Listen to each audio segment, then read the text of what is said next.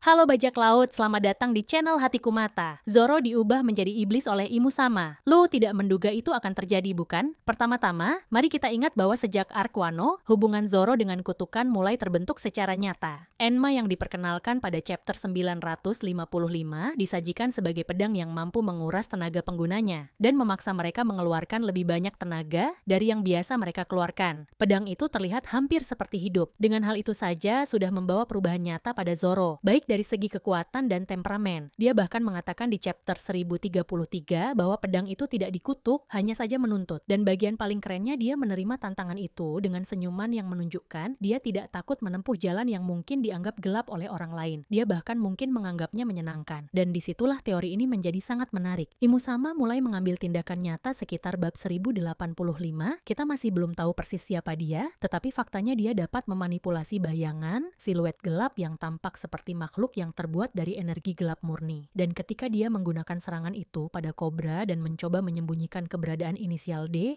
maka menjadi jelas bahwa dia memiliki kekuatan yang jauh melampaui orang biasa. Disitulah gue pikir, dia mungkin tertarik pada seseorang seperti Zoro, karena Zoro memiliki jenis aura yang sesuai dengan jenis manipulasi yang tampaknya mampu dilakukan Imu. Dia tidak hanya kuat, dia serius, pendiam, dan dia selalu membawa semacam kegelapan batin. Imu memiliki tingkat manipulasi yang jauh melampaui apapun yang pernah kita lihat dari penjahat lain dalam serial ini, dan disitulah ide mulai terbentuk. Imu tidak hanya memanipulasi orang melalui rasa takut atau otoritas, tetapi melalui semacam kontrak supernatural yang bahkan memengaruhi keinginan dan bentuk fisik seseorang. Pertama, ingatkah saat kita melihat kontrak iblis yang digunakan untuk mengubah Brogy, yang dulunya sekutu Luffy, sekarang menjadi raksasa iblis dan sepenuhnya di bawah kendali Imu? Itu bukan permintaan, itu bukan kesepakatan. Itu adalah transformasi yang dipaksakan, tubuhnya diubah oleh sihir atau kekuatan supernatural yang diambil Imu dari semacam buku kuno. Pada dasarnya dia memanipulasi tubuh dan takdir orang-orang seperti mereka adalah boneka dalam cerita yang dia tulis. Lalu ada penggunaan dummy reversi, yang tampaknya menjadi nama resmi teknik yang digunakan Imu untuk membalikkan keinginan para raksasa dan mengubah mereka menjadi bawahan iblis. Kita melihat ini jelas dengan Dory dan bajak laut prajurit raksasa lainnya. Mereka tidak hanya berubah secara fisik, mereka mulai mematuhi Imu. Itu memperjelas bahwa Imu tidak membujuk, dia merusak. Dia tidak membutuhkanmu untuk percaya pada apapun. Dia masuk ke dalam jiwamu, mengubah sifatmu. Ada pula komentar Killingham tentang lubang-lubang mimpi buruk dan monster-monster yang lahir dari mimpi-mimpi di pulau itu yang mengisyaratkan bahwa manipulasi Imu bahkan lebih dalam. Dia dapat mengubah ketakutan, trauma, dan kenangan buruk menjadi senjata sungguhan dan banyak lagi. Kalau monster-monster ini dapat dihidupkan kembali kapan saja dia mau, maka tak ada seorang pun yang benar-benar berada di luar jangkauannya. Dia bermain-main dengan eksistensi seperti sedang membaca buku di mana dia dapat merobek-robek karakter dan menempelkan bab-bab baru. Sekarang bayangkan Imu mencoba memanipulasi seseorang seperti Luffy, itu tidak akan berhasil. Luffy memiliki energi matahari murni dan keras kepala, tetapi dengan Zoro situasinya berbeda. Dia sudah punya hubungan dengan dunia bawah, bukan dunia kriminal, tapi dunia spiritual. Dia melihat malaikat maut di Wano pada bab 1038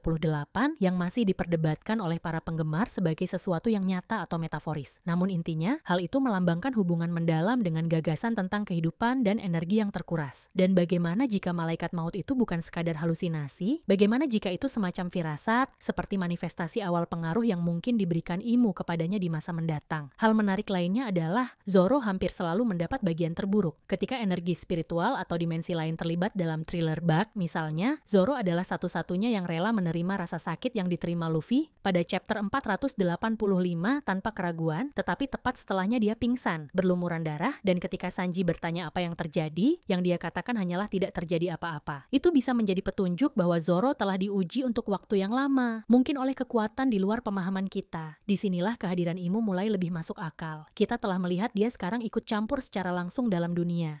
Kehancuran Lulusia pada chapter 1060 menunjukkan bahwa ia memiliki akses ke kekuatan yang mendistorsi segalanya, bahkan geografi. Dan bagaimana jika dia mulai menggunakan kekuatan yang sama untuk mengganggu orang lain juga? Bagaimana jika dia menyadari bahwa satu-satunya cara untuk menghancurkan topi jerami dari dalam adalah dengan mengubah salah satu dari mereka menjadi sesuatu yang lain yang bertentangan dengan keinginan mereka? Coba lu bayangkan pemandangannya. Zoro terbangun, matanya benar-benar hitam, energi gelap terpancar dari tubuhnya, pedangnya bergetar bergetar dengan cara yang aneh, dan dia berkata tanpa emosi, "Minggirlah dari jalanku atau aku akan menebasmu." Nami menangis, Chopper berteriak, sambil mencoba menganalisis apa yang terjadi. Sanji melangkah maju tanpa ragu-ragu dan Luffy hanya berdiri di sana menonton, mencoba mencari tahu apakah masih ada bagian tubuh Zoro yang tersisa di dalam. Jenis adegan yang membuat Lo merinding hanya dengan memikirkannya, dan semuanya itu disebabkan oleh campur tangan langsung dari Imu yang mencoba menciptakan kekacauan emosional yang diperlukan untuk menghancurkan topi jerami dari dalam. Dan dari sudut pandang naratif, itu juga masuk akal. Oda telah menempatkan karakter dalam situasi yang semakin menantang emosi dan ikatan mereka. Sanji misalnya hampir kehilangan dirinya sendiri karena teknologi germa dan takut kehilangan perasaannya. Jadi pertanyaannya, mengapa tidak menempatkan Zoro dalam situasi yang sama? Bedanya, ujian Sanji bersifat teknologi, sedangkan ujian Zoro bisa bersifat spiritual. Yang satu melambangkan kemajuan ilmu pengetahuan, yang satu lagi melambangkan sisi gelap kutukan dan ilmu gaib. Ini akan menjadi cara hebat untuk menyeimbangkan keduanya dan menyoroti dualitas dalam kru. Dan hal lain yang sangat masuk akal adalah masa lalu Zoro. Kita tidak benar-benar tahu banyak tentang asal-usulnya, bukan? Ada teori yang mengatakan ia mungkin ada hubungannya dengan klan Shimotsuki. Tetapi bagaimana jika Oda menyimpan bagian cerita itu untuk mengungkapkan bahwa garis keturunan Zoro sebenarnya istimewa? Mungkin sesuatu yang terikat pada garis keturunan yang lebih selaras dengan dunia roh, atau bahkan energi terkutuk seperti yang tampaknya dikendalikan Imu. Mungkin kedengarannya mengada-ada, tetapi jika lo ingat bahwa Brook ada di dunia ini, kerangka manusia yang memiliki jiwa, maka jelaslah bahwa konsep roh bukan sekadar simbolis, tetapi nyata. Jiwa dapat dipisahkan, diacak-acak, diputarbalikan, dan Zoro adalah tipe karakter yang dapat mengalami transformasi semacam itu, terutama jika akhirnya menjadi hambatan emosional bagi Luffy, karena Luffy tidak pernah benar-benar harus bertarung melawan Zoro. Tentu, mereka pernah terlibat sedikit pertikaian seperti di Water 7 saat Zoro menjelaskan bahwa ia tidak akan menoleransi pengkhianatan. Namun pertarungan sesungguhnya terjadi ketika mereka berdua bertarung habis-habisan. Itu belum terjadi dan mungkin sekaranglah saatnya. Tentu saja, saya tidak berpikir Zoro akan tetap berubah selamanya. Saya melihatnya lebih sebagai sebuah fase, sebuah alur yang menguji tekadnya untuk memperlihatkan sejauh mana ia akan melangkah untuk tetap memegang kendali. Dan akan sangat menakjubkan melihatnya mematahkan pengaruh Imu melalui kemauan keras, seperti yang dilakukan Sanji ketika ia menghancurkan chip milik Germa menggunakan tubuhnya sendiri. Atau seperti yang telah dilakukan Luffy berkali-kali ketika ia menolak halusinasi, manipulasi, atau bahkan kendali langsung. Pada akhirnya, itu hanya ujian lain, momen lain dalam mengatasi batas. Tetapi Zoro yang berubah menjadi iblis akan terlihat sangat gila. Gue sudah bisa membayangkan penampilan barunya, rambutnya terurai dan liar, mungkin pedangnya juga berubah, seperti Sandai Kitetsu berubah menjadi sesuatu yang hidup, bernapas dengan mata merah, dan perubahan itu terjadi di puncak pertempuran terakhir, tepat di tengah-tengah bentrokan dengan Gorosei, dengan semua orang terkejut, tidak tahu apakah harus melawan Zoro atau mencoba menyelamatkannya. Itulah konten hari ini. Gue harap lu menyukainya dan ingin berbagi pendapat lu mengenai subjek ini. Jangan lupa untuk membagikan videonya. Berikan acungan jempol dan sampai jumpa di video berikutnya. Jaga diri dan tetaplah luar biasa.